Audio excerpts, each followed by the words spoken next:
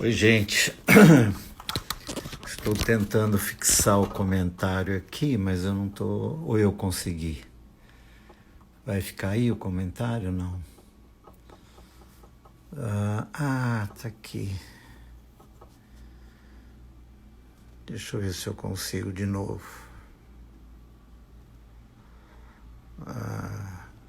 Publicar e fixar comentário. Não sei se eu consegui, mas vou seguir aqui. Depois eu vou tentando. Deixa eu chamar meu amigo Adailton. Amigo! E aí, meu mano querido? Você tá bem, Ó, né, Brega? tô bem, e você? Eu, Graças a Deus. não, eu estava tentando fixar o título da nossa live aqui, Hum, mas, mas eu não consegui. Deixa eu tentar mais uma vez? Mais uma vez, por espera aí. favor, tenta aí. Só um Ó, segundinho. O Vitor César dizendo que ama os dois aqui. Bom, eu sou o pai dele, né? Bom. Ele que não Olha, invente. hoje, quando eu mandei lá no grupo dos meus filhos, né, que ia estar com É, você hoje, ele é, falou assim, o Vitor César, alguma é. coisa, não me lembro, você, esse velho, falando de você, esse velho é um dos caras mais bacanas do Brasil. É engraçado. Aí, aí, aí o Max disse, mas de velho você tá falando do pai, né? Sacanagem, né? Ele deve estar falando de você, não é de mim, não. Mas é interessante, o Vitor César, né, que está aí com a gente, né? Eu convivi, acho que um pouquinho mais com ele do que com o Marcos Vinícius, né? Sim, E, certamente. e é interessante, os dois são homens hoje, né? De quando É, nós nos conhecemos, né? São homens, são grandes, né? Estão dando conta da vida, afinal de contas, né? Mas exatamente. o Vitor César, ele, por algum motivo, de fato, há uma empatia entre eu e ele. É verdade. Essa coisa de eu tenho. Eu gosto de fazer amigos, obviamente, e não tenho restrições a idades, né? Eu costumo dizer que eu não me tornei amigo dos meus filhos ainda. Eu quero continuar sendo pai deles. Eu não quero que eles. Eu quero ser pai, né? Mas eu tenho amigos bem jovens, né? Bem meninos mesmo, né? Que a gente vai cultivando. E o Vitor César é desses meninos, que eu tenho certeza que a gente, se sentar numa mesa, vai ser horas de papo, de conversa. Ah, com certeza. Ó, nós nos encontramos, os dois, mais a Mica, o Fê, que é o meu sobrinho, e o Caio. E o Vitor César, ele dominou a mesa. Mas assim, ele falou de Kierkegaard, falou de muitas outras coisas, era um papo Pois é, muito legal, muito bom pois é. mesmo. Pois é, É, garoto bom. Uma hora eu é. vou, Vitor, uma hora eu vou chamar você para a gente fazer uma live aqui, tá? Já que, viu, já que a mesa do boteco virou live agora, né? É. Mas, Brega, me diz uma coisa. Você falou que se você sentasse à mesa, não importa a idade, com Vitor César, você teria bons papos. Na verdade, você tem com qualquer pessoa com quem você senta, né, Brega? Cara, Bom, ó, assim, me diga, você conhece alguém que não gosta de você? pô, Não tem, Brega, eu não costumo tem, meu dizer, mano. viu? Não, eu costumo dizer que eu não tenho, eu não sei se tenho inimigos, né? E também, Não, inimigos eu também não tenho, não, mas gente que é, não gosta de mim, eu acho que tem um bocado por aí. mas não sei, acho que tem, viu, Dailton? Sempre tem Ah, os Brega. caras, viu? Mas é que eu costumo dizer assim, eu gosto de gente e gosto de conversar, né? Isso, E isso aí. gosto de história, né? Gosto de saber da vida das pessoas, no melhor sentido disto, né? É, De conhecer o caminho, enfim. Aliás, essa nossa live tem a ver com isso. Esse é o meu interesse, isso. na verdade, né? Mas isso acaba me aproximando e eu gosto de ouvir, gosto de ouvir. Não, não tem essa coisa de atropelar quando alguém está falando. Gosto de ouvir, gosto de ouvir. Então, assim, acho que isso facilita um pouco, né? Com certeza. Olha, e começando aqui essa live, É, eu queria dizer para você que eu tenho um cara, eu já disse isso a você, mas eu quero deixar aqui publicado. Eu tenho um carinho muito especial por você, Brega. obrigado. Você é um dos meus pastores. Além do Caio, você. Obrigado. Você é a pessoa que eu tenho o maior prazer, privilégio de ser pastoreado por você. É Ah, pena que eu sou uma ovelha, é muito largada. A gente pouco encontra, mas você é a pessoa que, se eu tiver um dia que pensar, eu preciso ter um tempo de uma conversa, me abrir, me aconselhar, é você e o Caio. obrigado, amigo. Obrigado pela confiança. É uma honra. Acredite também. Lembro-me que nos conhecemos num momento não muito alegre, né? Não, não. Da sua vida, né? Eu não esque... eu não lembro exatamente que ano que foi. Você deve se lembrar. 2007. 2007. 2007. 2007. Uau, velho! 13 anos. 13 anos. Foi quando do acidente do seu irmão? Isso, foi quando meu irmão faleceu. Nossa, que mês que foi? Janeiro. Janeiro de 2007. Pô, Janeiro de 2007. então, nós aqui em São Paulo estávamos bem no processo inicial do caminho, porque eu Exatamente. comecei as reuniões do caminho em maio de 2006. Foi logo em seguida isso. É, Nossa, o tempo realmente nos trai, né? E eu muito. lembro que parece-me, se eu não me engano, nós viajamos juntos para Brasília, foi isso? Nós viajamos juntos. Eu te conheci no aeroporto ainda, em Congonhas. E aí Ah, nós viajamos juntos para Brasília, porque o Caio pediu que eu viesse com vocês a Brasília para a gente conversar. isso, E foi nesse momento. Então viemos você, o Marcelo, e se eu não estou enganado, o Valmir também estava junto. Valmir. Eu Eu, eu, tenho praticamente certeza de que Valmir estava junto. eu lembro bem que lembro assim, eu lembro que a gente fez uma viagem junto, eu não lembrava que era esse período e não lembro realmente quem sabe. A gente naqueles dias nós fazíamos alguns bate-volta a Brasília, né? É, Com pessoas diferentes, enfim. E eu lembro disto. E o acidente com o seu irmão tinha acontecido naquele mês? naquele mês, dias antes, aconteceu o acidente. Ele estava viajando de férias para Espírito Santo, cruzando o estado de Minas. E aí, entre Belo Horizonte e o Espírito Santo, foi que aconteceu esse acidente na BR-262. Ele bateu o carro e faleceram ele e 3 filhos.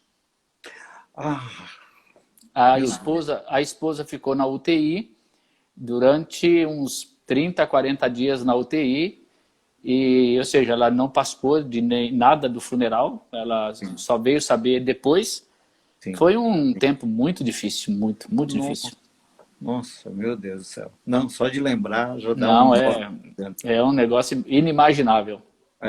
É, eu não, os detalhes eu não estava lembrando, mas jamais esquecerei que foi nesse período que a gente É. acabou se conhecendo. Bom, Eu, deixa eu. eu, eu tinha entrado em contato, sabido do Caio, do retorno dele, alguns meses antes desse acidente.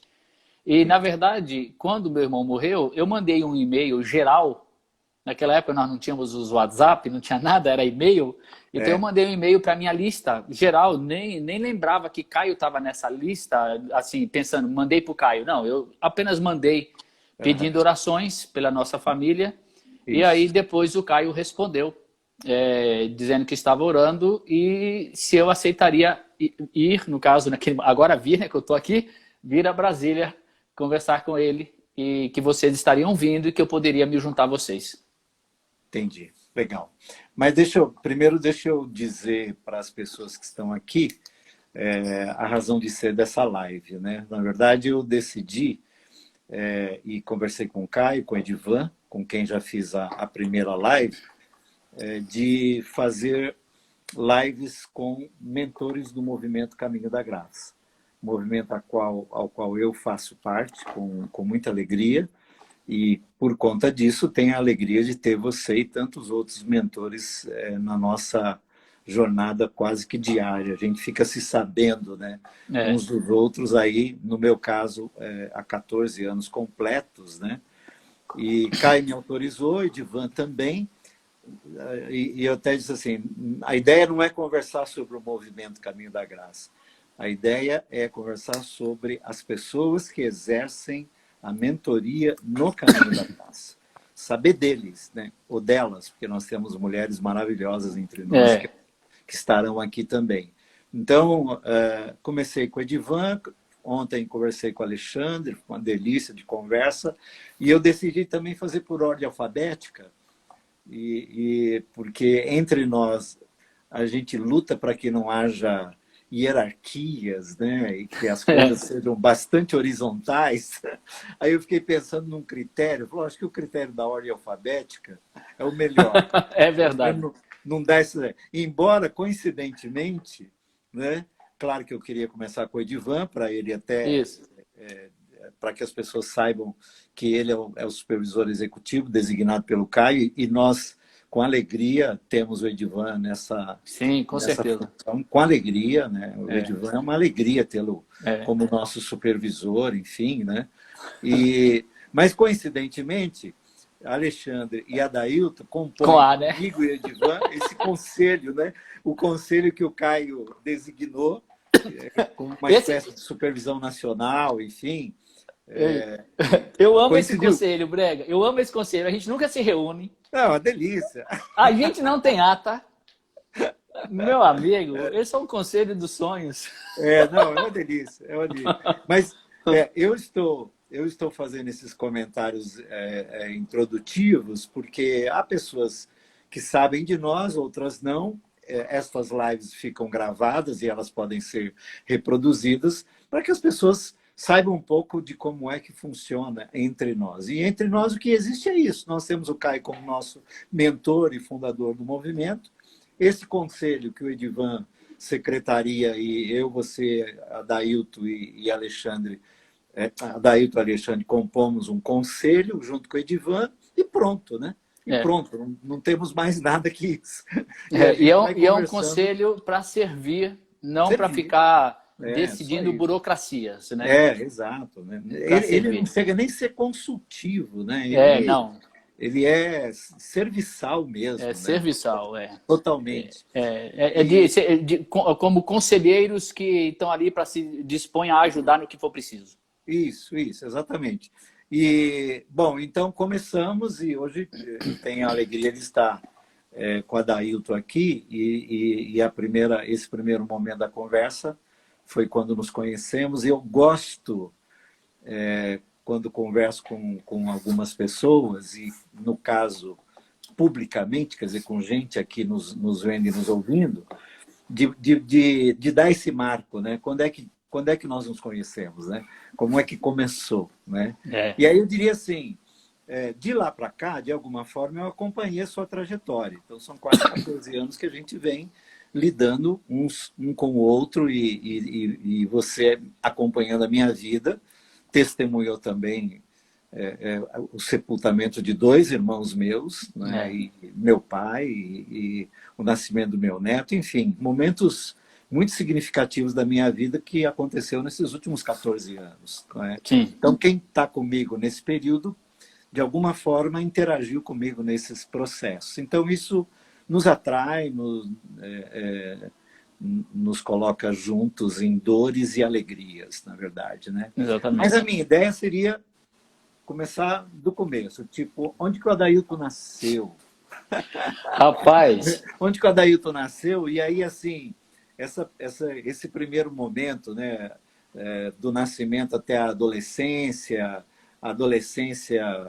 adiante, enfim, esses blocos, né, ciclos, que se a gente for contar a história ano a ano... Nossa, não vai. Aí não dá. Eu assisti ontem, eu assisti com o Edivan, assisti também com o Alexandre, amei as duas, pretendo assistir todas as outras, as próximas, se Deus me permitir, estarei presente em todas elas.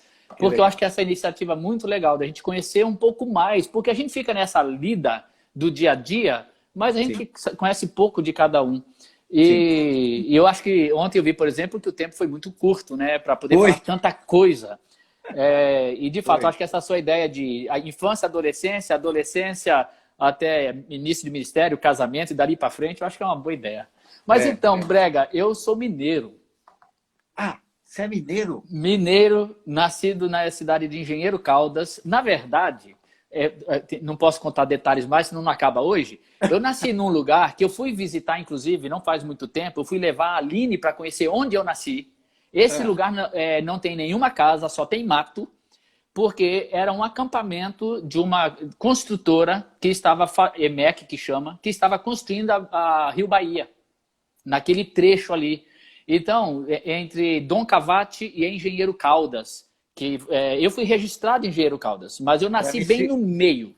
para me situar, isso fica distante de Belo Horizonte a quanto daqui de São Paulo? Não, Governador Valadares, você conhece? É a maior cidade próxima, 60 quilômetros. Tá, Fica tá, de Belo Horizonte, nós vamos falar alguma coisa em termos de 400 quilômetros, tá bom, tá legal. mais ou menos. 400 Tá, quilômetros de Valadares, de Belo Horizonte, a 60, 70 quilômetros de Governador Valadares, que é a maior tá, cidade próxima. Então eu tá. nasci nesse acampamento onde meu pai trabalhava como marceneiro na construção da BR-116, e esse lugar hoje é mato, porque o acampamento foi desfeito, só tem mato lá. Então foi lá que eu Ah, nasci. Aí, entendi. Brega, nós fomos para São Paulo. Naquela época, os mineiros, ao invés de ir para os Estados Unidos, eles iam para São Paulo. Porque depois todo mundo passou a ir para os Estados Unidos, né? Mas Sei. naquela época era São Paulo. Que E ano no, você chegou em... Que ano você mil, chegou em 1970, 1970. 70? Aliás, 50 anos faz esse ano. Nós estamos comemorando 50 anos de chegada em São Paulo. E tem uma história É. muito legal, muito linda da nossa chegada em São Paulo. Meu pai, Bom, eu estava. 70, viu? Ah, 70, o Brasil estava sendo tricampeão. Eu estava com 15 anos de idade e fui ter o meu primeiro registro em carteira. Então, eu lembro bem que desse ano. legal. Mas você já morava em São Paulo, né? Sim, nós chegamos em 61 aqui. Pois é, eu nasci em É, 66, lá em Engenheiro Caldas. Aí o meu ok. pai foi para São Paulo para arrumar um emprego, arrumar uma casa, Sim, sim. conseguir a vida dele. Só que, no caso, não tinha telefone, não tinha nada dessas facilidades que nós temos hoje.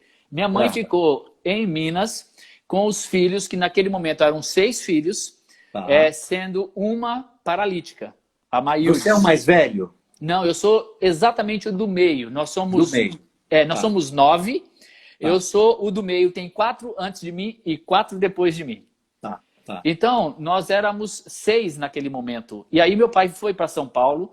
Ele armou um serviço e começou a construir a casa. Ele trabalhava de dia e construía uma casa à noite. Ele Só que se assim, ele chegou em que lugar? Que zona aqui de São Paulo? zona sul de São Paulo, onde já tinha um tio meu que estava morando. Tá, Então ele tá. foi ficar na casa desse tio enquanto ele construía a casa, que ele comprou um terreninho bem no extremo da zona sul ali. E aí ele começou a construir à noite, trabalhava de dia. E uma coisa para o meu pai, eu sou a terceira geração de presbiterianos. Faça Ah, chuva, faça sol, caia canivete, caia o mundo, não importa, ele não faltará à reunião da igreja nem de manhã e nem à noite. até Ponto. hoje. Até hoje. Agora na quarentena você imagina que ele está sofrendo. É. Me Então lembra o nome naquela dele? Me lembra o nome dele? Jaider, Jaider, Jaime. Jaider, Tá, um homem extraordinário, ele e minha mãe, claro, gente maravilhosa. claro, Então claro. ele trabalhava, mas domingo não tem essa de aproveitar o domingo para trabalhar, não. Domingo é dia do Senhor, dia de ir para a Dia do igreja, Senhor. e não tem papo de trabalho. Então Com meu pai certeza. foi construindo essa casa. E o que Aham. aconteceu foi que ele, eu acho que bateu saudade, bateu vontade de encontrar a mulher, e eles tinham combinado que meu pai terminaria a obra, ia em Minas buscá-la para voltar para São Paulo com os filhos, todo mundo. Só que o meu pai resolveu ir apenas fazer uma visita, porque ele viu que não ia dar para ficar esperando tanto tempo. E ele mandou um telegrama para minha mãe, avisando para ela, espere dia tal, porque era quando ele estaria indo. Mas quem enviou o telegrama enviou errado. Ah, Enviou, espero dia tal. ah, Minha mãe recebeu um telegrama dizendo, meu pai dizendo, espero no dia tal. Ela comprou falou, passagem. é para eu estar lá, no caso, no dia 9 de agosto. Espero dia 9 de agosto Que de valor. 1970. O meu pai comprou passagem para ir para lá, para Engenheiro Caldas, e minha mãe vendeu tudo, juntou tudo, comprou passagem para ir para São Paulo.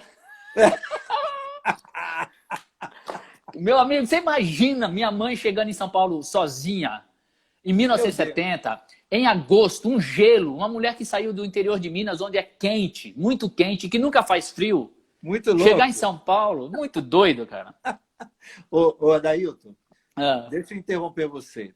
Tem um pessoal aí com a gente, né? E a gente não dá. é verdade, Ana Não estamos dando a Raia, menor atenção o para esse Wagner, pessoal. Júnior Alves, André, o Weber Silva, o Alberto Pereira, a Luciana, Ronaldo, Juca da Silva, Alice, Caramba. que legal, a Tina, Meu. muita gente boa que está aqui, Que Tânia, delícia. Luísa, Larissa Pô. Filipov, Dijair, legal, Tô vendo o muito Wagner bom. aqui. Pô, que legal, gente. Bem-vindo. Muito Ó, bem.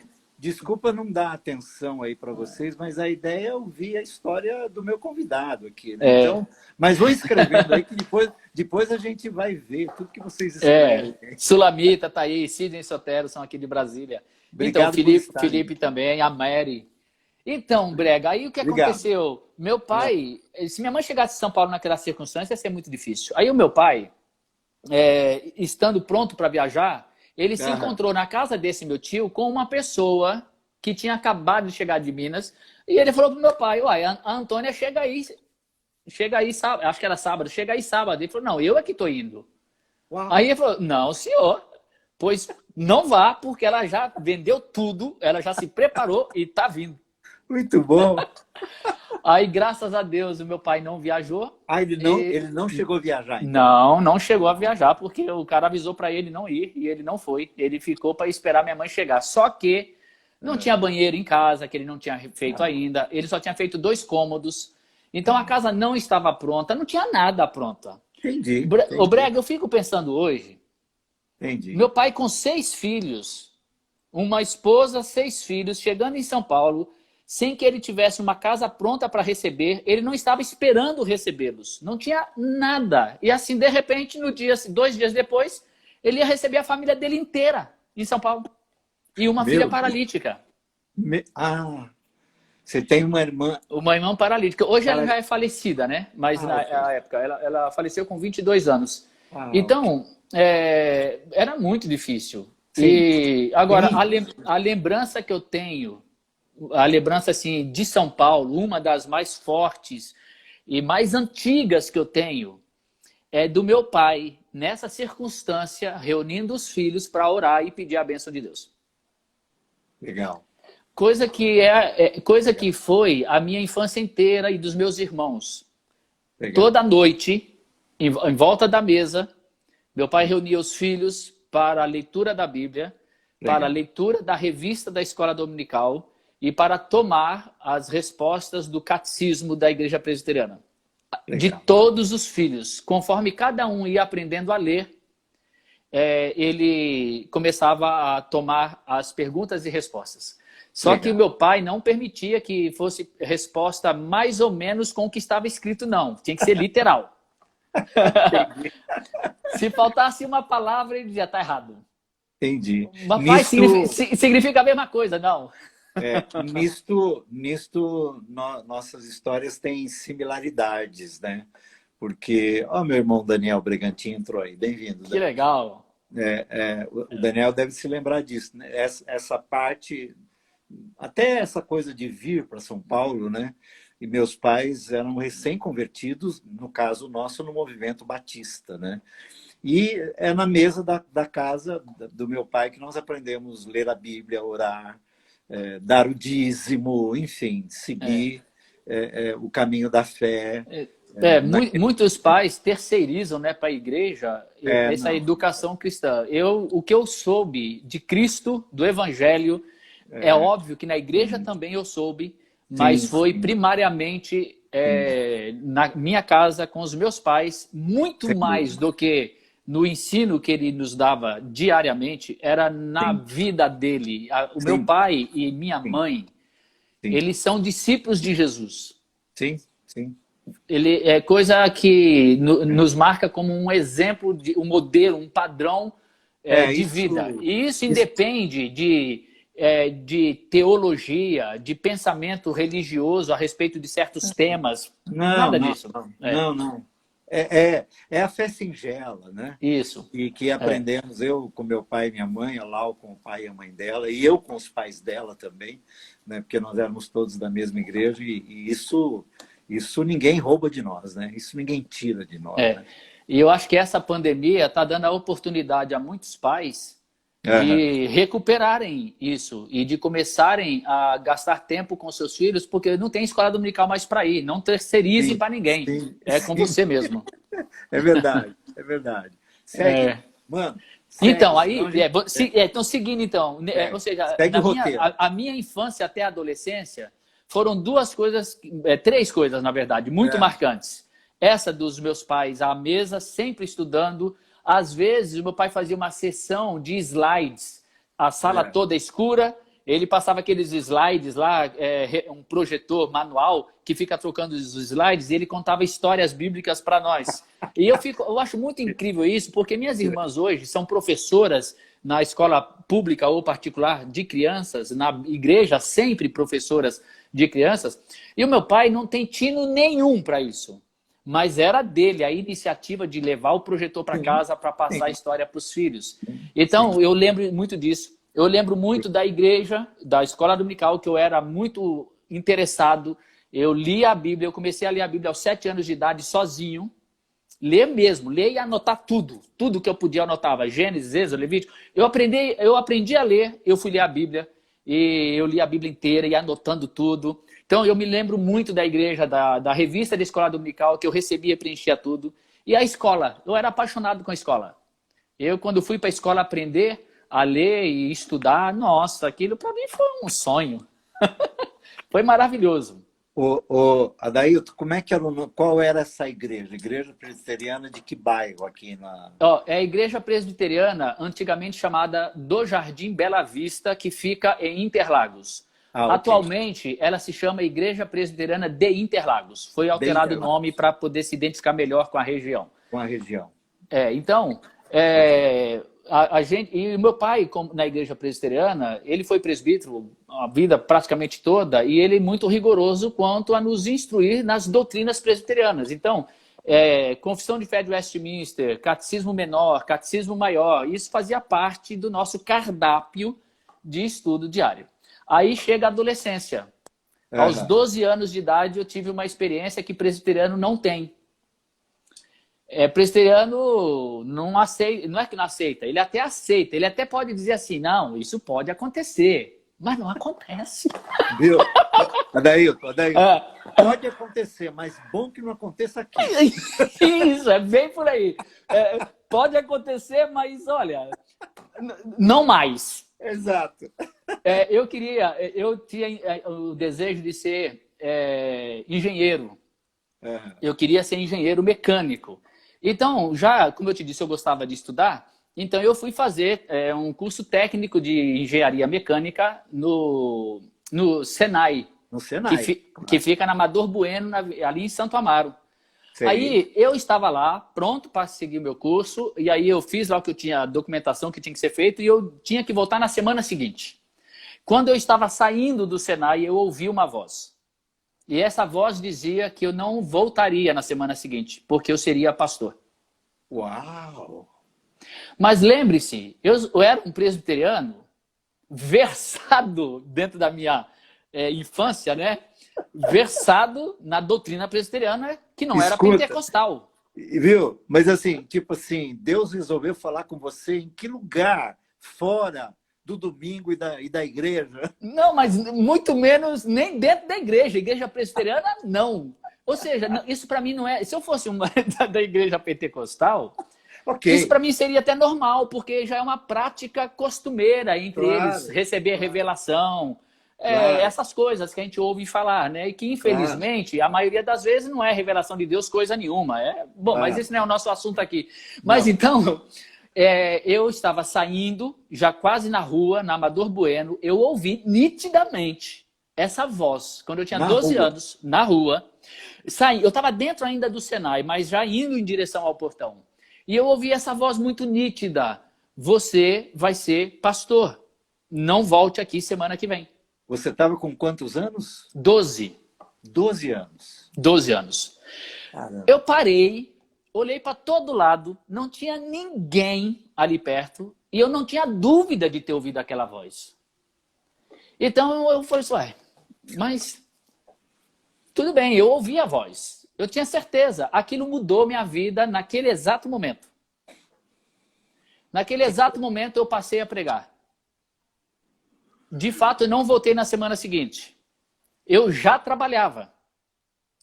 Eu resolvi deixar o emprego para poder ir pregar. Caramba. Mas eu não podia fazer isso sem autorização dos meus pais. Claro. Como bom presbiteriano, eu não contei para ninguém que eu tinha ouvido uma voz. Porque ninguém ia acreditar, ninguém ia aceitar, aquilo não faz sentido. Eu sei bem o que é isso, viu? Sei bem o que é isso. Eu sou batista.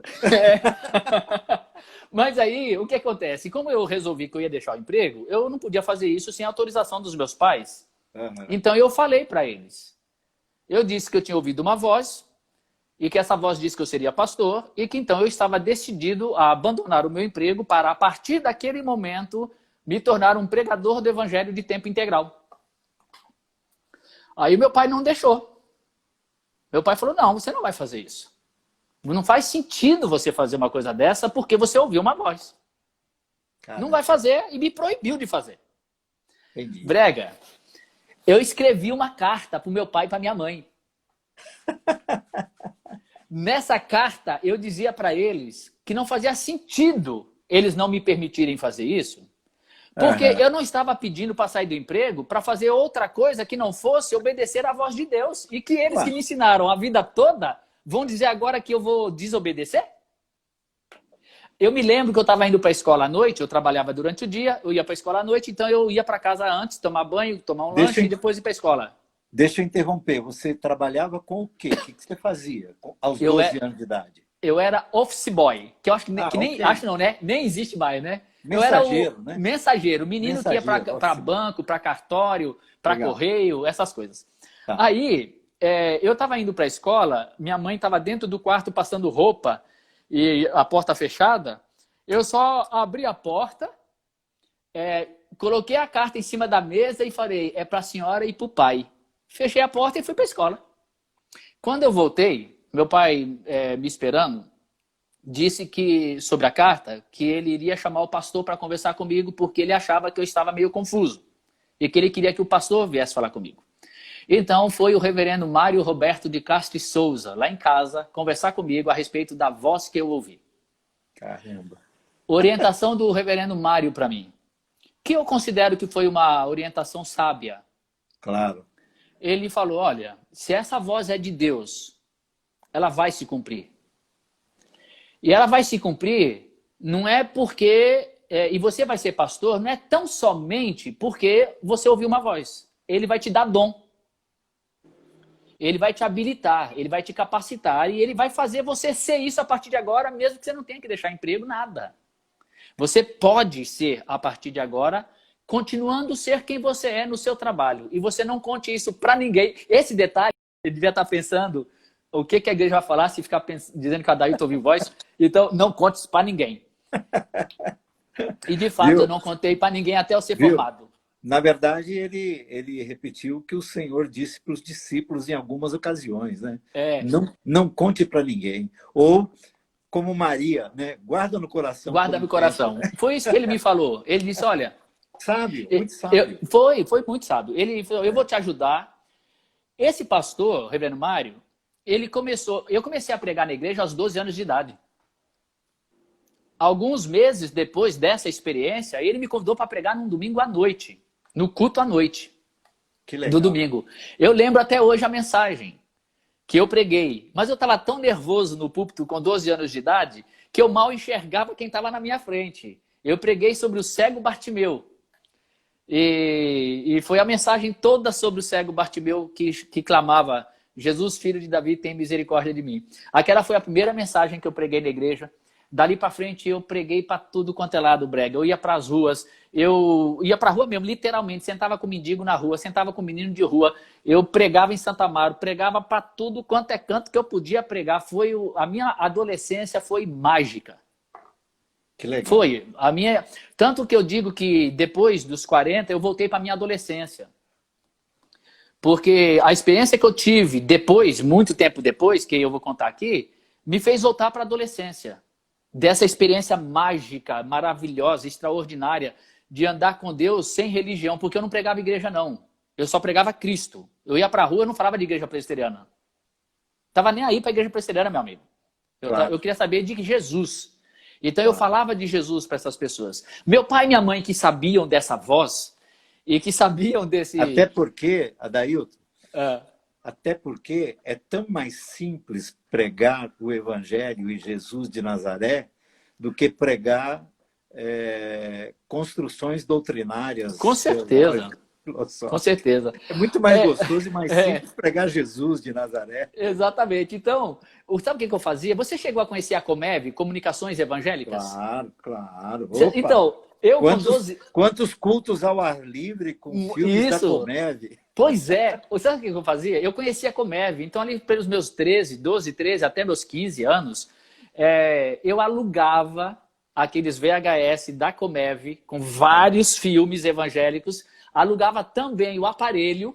Eu já trabalhava, eu mesmo pagava. Tinha que alugar a filmadora, né? Isso. Eu alugava o projetor. Eu alugava o aparelho, alugava o VHS. Como que é? Olha o Jack aí. Ah, o Jack tá aí? Que coisa boa, rapaz. Aí, Jack Motif, abração, meu mano. Que legal. Então, aí, cara, eu alugava esses filmes e juntava a meninada da rua na minha casa. Minha mãe fazia pipoca, já era combinado com minha mãe. Ela fazia pipoca, ou fazia um bolo, ou fazia qualquer coisa. Eu juntava a meninada na sala da minha casa, botava o filme e depois evangelho neles depois do filme. Isso eu tinha 12, 13, 14, 15 anos. Eu fiz isso durante muito tempo. Entendi. Aí eu montei um grupo que chamava ECO, Evangelizar, Compartilhar e Orar. Era um grupo de adolescentes e jovens só para a gente juntar, orar, reunir e pregar o evangelho. E a gente mandava cartas, escrevia cartas. E as pessoas respondiam cartas para a gente pedindo oração, pedindo aconselhamento. Era muito legal.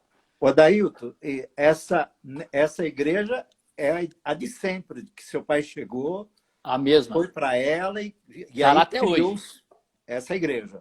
Lagos. Isso, está lá até hoje. Aí, Brega, esse pastor que eu te falei, ele me deu livros teológicos. Então, eu amei a teologia, eu estudei, eu me aprofundei.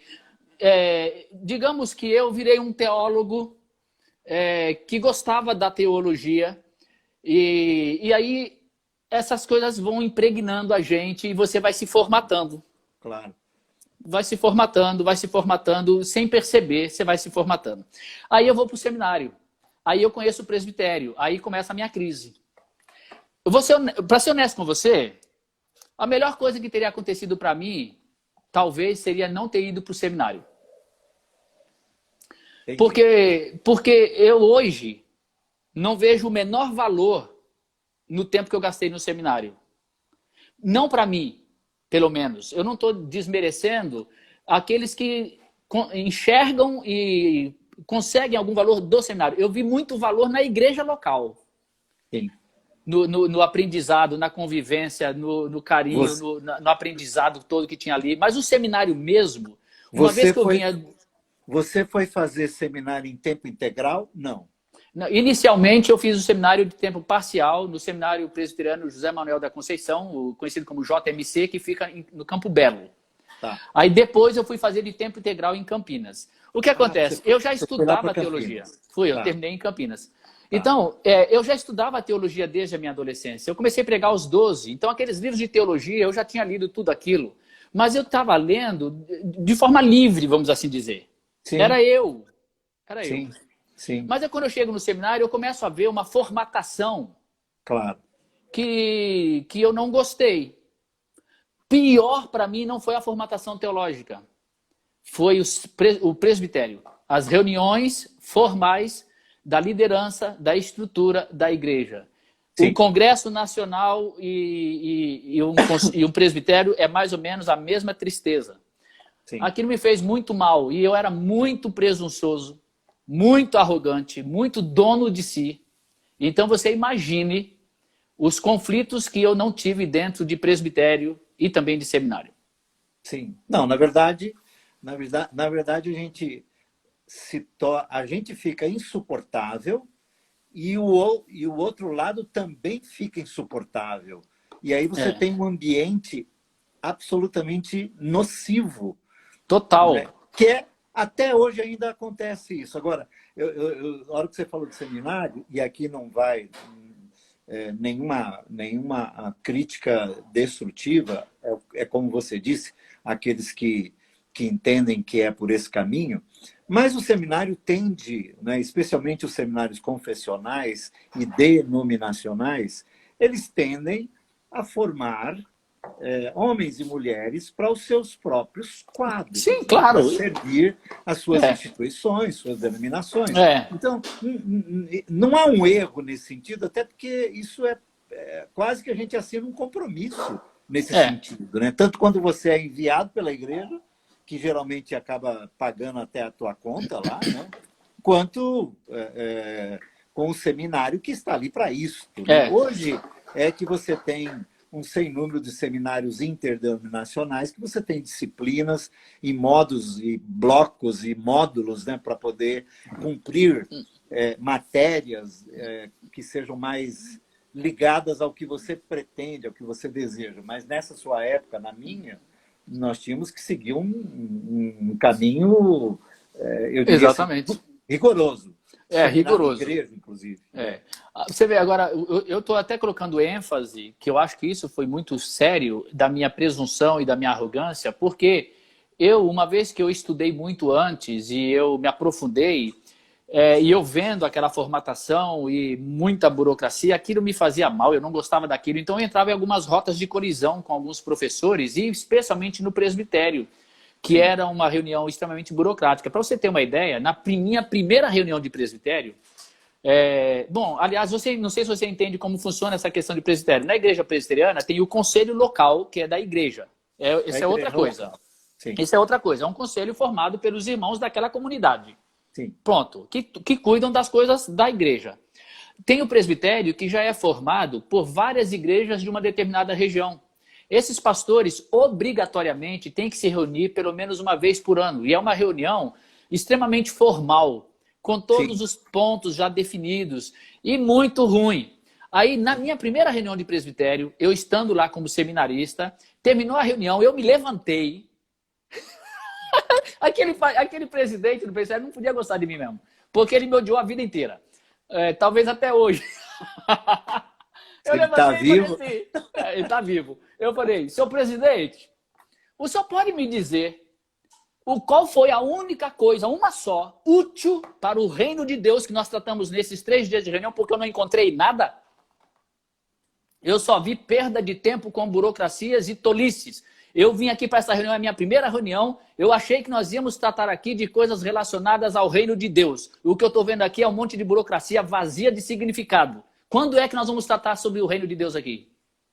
Foi a minha primeira palavra numa reunião de presbitério. Mas pode ter certeza que eu falei com muita arrogância. Entendi. Foi péssimo, né? Então, eu já criei um ambiente desfavorável. Peculiar, arrogância peculiar aos jovens, que mistura a ousadia, né, que é normal à juventude, né, com a arrogância, e às vezes dá coisa boa, às vezes não. Depende. Olha, normalmente, até quando dá coisa boa, dá ruim. Dá ruim. De um jeito ou de outro vai dar ruim. A soberba Bom, precede a ruína. bom é quando você tem homens e mulheres que são sábios, né, e maduros, né, que vão aparando as nossas arestas nesse período das nossas vidas e vão propondo caminhos alternativos ou paralelos, né, de modo que você não rompa, não cause rupturas graves, né, que naquela época começou a acontecer com muita frequência. Muito. E feriu muita gente. A verdade é essa. Né? Então, eu terminei o seminário em Campinas, que também foi um período muito bom em Campinas, fazendo seminário. Eu nunca fui mantido pela igreja no seminário, eu sempre paguei o meu seminário com o meu próprio dinheiro. E aí eu terminei. A igreja presbiteriana tem aquele rigor de examinar o candidato com TCC, a monografia, Sim. exegese, sermão. E na minha monografia, eu contestei um tópico da Confissão de Fé de Westminster, com o qual eu não concordava. Então, eu fiz um TCC em cima daquele ponto para demonstrar que, biblicamente, aquele ponto estava equivocado. Um Sim. pastor muito amigo meu, Davizinho, Davi Germano, não sei se você conheceu, acho que não, né? Pastor Acho que não. presbiteriano da igreja de Santo Amaro, alto, chamado Davizinho. Ele me alertou, ele era meu professor no seminário, ele era do meu presbitério, e ele falou: Adailton, a sua monografia, eles vão triturar você. Ah, Ele já não, claro. você já não é uma pessoa muito benquista lá, por causa das suas constantes interpelações à maneira deles fazerem as coisas. Aí você vai e me faz uma monografia contestando a Confissão de Fé de Westminster, meu Vai amigo. contradizer o Westminster. Não. Como é que aí nós temos alguns pastores extremamente rigorosos com a teologia calvinista, né? E Sim. eu era bem aprofundado nela. Eu sabia ela de cor e salteado, de trás para frente para trás. Eu falei: beleza, aí vamos embora. Sim. Tô pronto para o debate lá. Foi o negócio, saiu faísca, meu amigo. Me diz uma E coisa. Você foi ordenado pastor que ano no meio eu fui presbiteriano? ordenado em 2000. Não, desculpa, em 1992. Isso, janeiro de 1992 eu fui ordenado. Tá. Então, eu fui ser pastor em Minas e Desculpa interromper. Você estava com quantos anos? eu estava com 24 anos. 24. Você 24 já anos. tinha conhecido a mãe dos seus filhos? Já, a Elaine e eu nos casamos bem cedo, a Elaine estava com 19 anos e eu com 20, quando nós nos casamos. Então, esse Na período de igreja. seminário, presbitério, essa coisa, você já estava casado? Já Já estava tinha, casado. já tinha um dos meninos? Não, né? Não, O Marcos Vinícius. o Marcos Vinícius nasceu um ano antes de eu me formar. Ele nasceu em 91, eu me Tá, formei em 92. tá. Em Campinas, eu estudei em Campinas e durante aquele período foi que ela ficou grávida e dali eu fui pastorear em Minas. Em Minas foi a segunda vez que eu ouvi a voz. Ali você, nesse caso, foi a primeira igreja que você pastoreia Primeira igreja que oficialmente. eu pastoreei foi em Minas. Eu estive nela 2 anos antes numa excursão da igreja. E Tá. aí, eu nunca tinha ido lá, eu nem iria, eu fui de última hora, nem tinha roupa, nem cortado cabelo, fui de última hora nessa viagem. Quando eu desci do ônibus, eu ouvi a voz de novo. Você será pastor aqui. Interessante. E assim que isso aconteceu, eu falei para um primo que estava ao meu lado. Eu falei assim: ô Ziza, eu vou ser pastor nessa igreja. Aí ele olhou assim: cara, nós acabamos de descer do ônibus. Qual era a cidade? Mendes Pimentel, em Minas Gerais. Mendes Pimentel. Eu falei assim: Ziza, eu vou ser pastor aqui nessa igreja. Aí ele falou: mas rapaz, nós acabamos de descer. Ele falou: bom. Eu falei: bom, faltam 2 anos ainda para eu me formar. Vamos ver o que vai acontecer. E de fato eu fui pastor lá, eles me convidaram para ser pastor lá. Então, eu fiquei 2 anos lá, foram 2 anos bem difíceis, porque era uma igreja bem complicada, mas foi muito bom para mim. Aí eu fui convidado para ser pastor na igreja de Interlagos, onde eu fui criado. Ah, essa igreja. Essa igreja onde eu fui criado, eu fiquei lá pastoreando durante 11 anos. Ah, que interessante. Foi um período maravilhoso. Eu não tenho... Olha, eu não Você tenho ficou, nada. você ficou de que ano a que ano? Esses 11 anos? Eu fiquei lá de 94 até 94 a 2004, no final de 2004. Tá. Foi quando que eu fiquei lá. Então, Tá. foi um período muito bom. Poxa, olha, muita coisa boa, coisas extraordinárias aconteceram, coisas difíceis aconteceram. Uhum. E óbvio que há uma mistura dessa paixão, uma mistura desse impulsionamento por pregar e por plantar igrejas e por começar ministérios, Então, meu amigo, nós fizemos muita, muita, muita, muita, muita coisa. Que Muita legal, coisa. que legal. E aí, Bom, só que diria assim, foi assim, muito difícil esse tempo. diria assim, nós temos 10 minutos para fechar essa live. Eu estou pensando aqui. Aí, nesse momento que você vai embora para os Estados Unidos ou você viaja ainda pelo Brasil? Não, vamos encurtar essa história, porque, na verdade, aí vai acontecer a coisa mais importante da minha vida, Então, que conta. foi no final do meu ministério na igreja de Interlagos. No final do ministério de Interlagos, infelizmente, eu cometi um erro tolo, que eu não deveria ter cometido. E erro que não se deve cometer numa igreja. Uhum. Mas, por causa desse erro, e que, na verdade, jamais chegou a ser um fato Viu, consumado... Dailton? Eu Ah, estou rindo porque o seu filho está dizendo assim, faz outra. Não, ô Vitor César, eu vou abrir outra. É que eu já percebi que se eu não for interrompendo a Dailton, nós teríamos que fazer umas 4, 5 horas de live aqui. E aí ninguém dá conta. Fica insuportável. Embora eu estou tentando ler aqui, eu não enxergo para ler tão rápido, estou tentando ler aqui alguns comentários e para algumas pessoas está sendo bastante saudável esse roteiro, essa história, que aliás, essa é a ideia, né? Também, né? De não só contarmos as histórias dos que são mentores entre nós do caminho, mas que sirva, né, para, de alguma forma, iluminar histórias, né? Porque todos nós estamos construindo nossas histórias em épocas e tempos diferentes, né?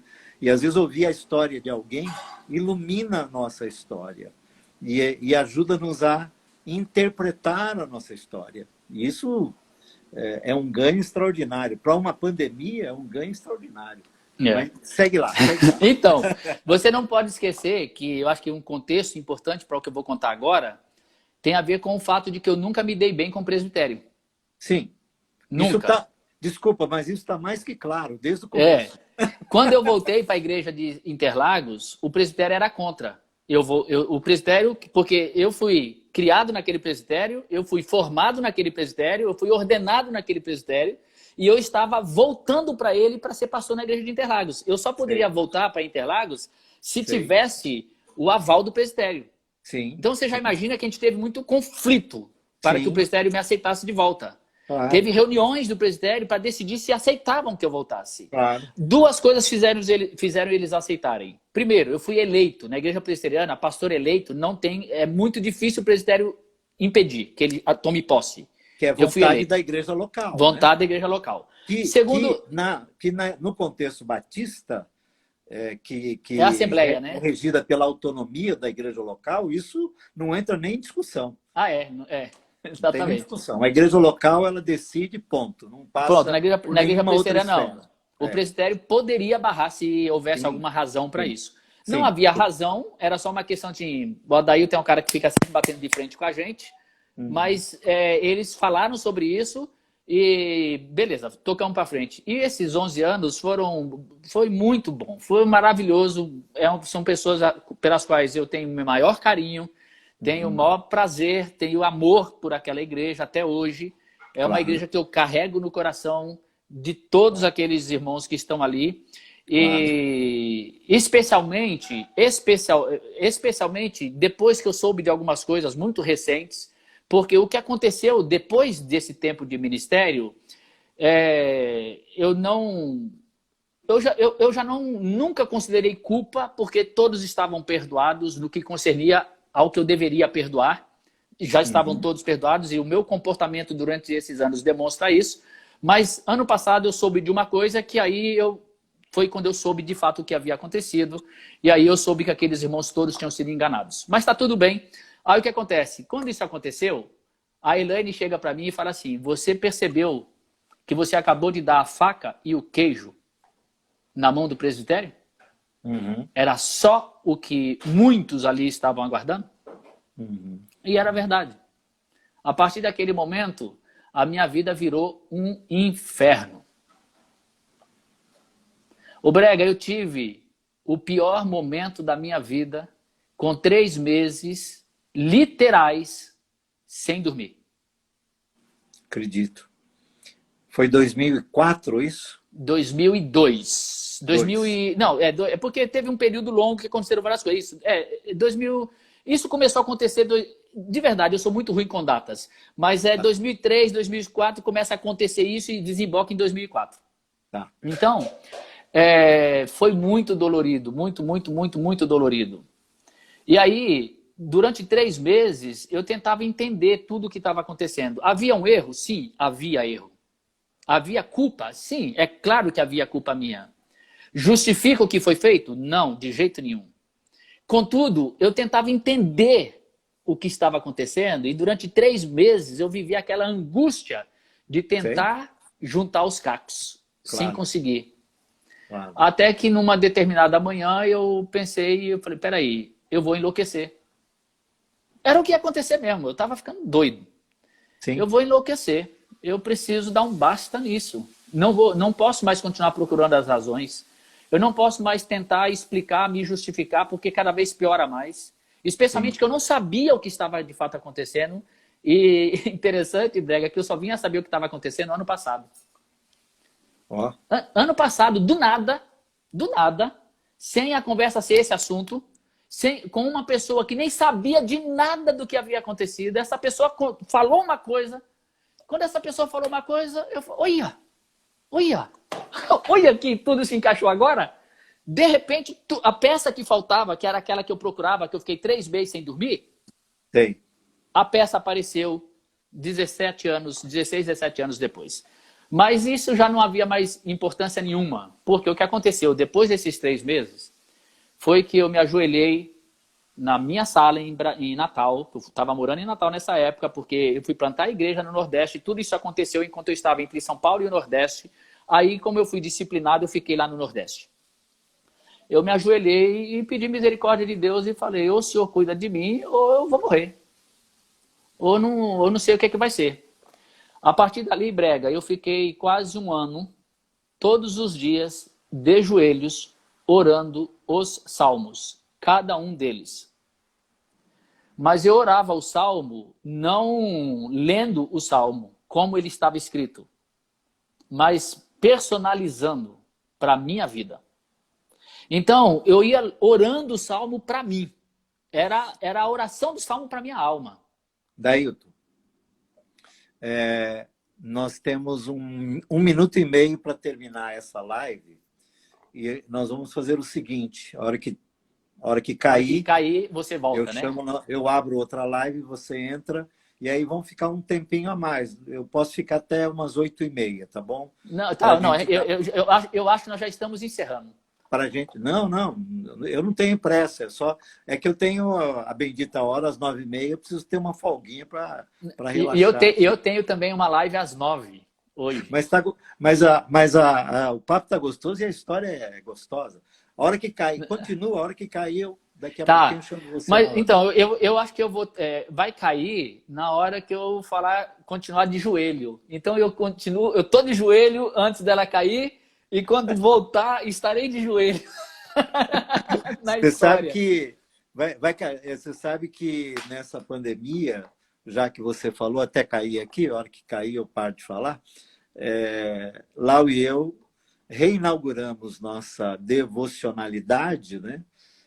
Encorajado por ela até, também a partir dos Salmos, coisa que eu já fiz algumas vezes ao longo da minha vida, né? Orar a partir dos Salmos, que é um dos melhores roteiros de oração que você encontra nas Escrituras, além das outras tantas orações que você tem no texto bíblico. Mas os Salmos o Salmo é a oração de um humano.